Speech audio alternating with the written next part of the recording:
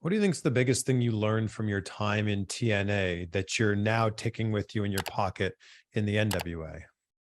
Probably how to shoot. I hated, I, I was probably the biggest complainer when I was in TNA of how much we had to shoot and put in the can due to spoilers and all that type of stuff. I hated how we'd have to shoot 3 months of television, all that type of stuff.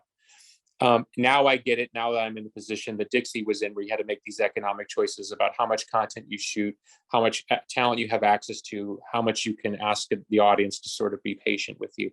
And so I learned how to do that there. And it wasn't a skill set I thought I would need, leaving TNA, and it's been very valuable.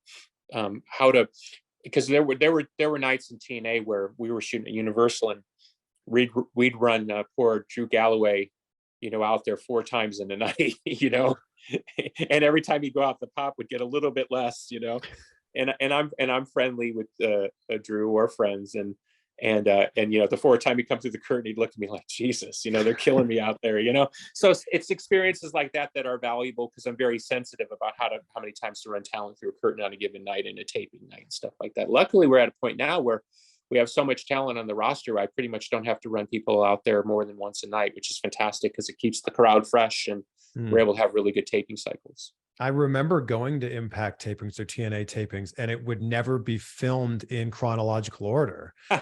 So I'm like, wait, what's going on here? And then Well, we I would was part of, realize, I might have been part of some of that. We used to purposely try to confuse people occasionally, because we didn't want the spoilers to necessarily make sense, even if you read them. So we would shoot stuff out of sequence sometimes. And there were times where you just had to shoot it out of sequence. And that was mind numbing, because somebody would win, and then the next night they'd cut the promo about, I'm going to beat you. And it was so surreal. yeah, that's what I'm talking about. Yeah.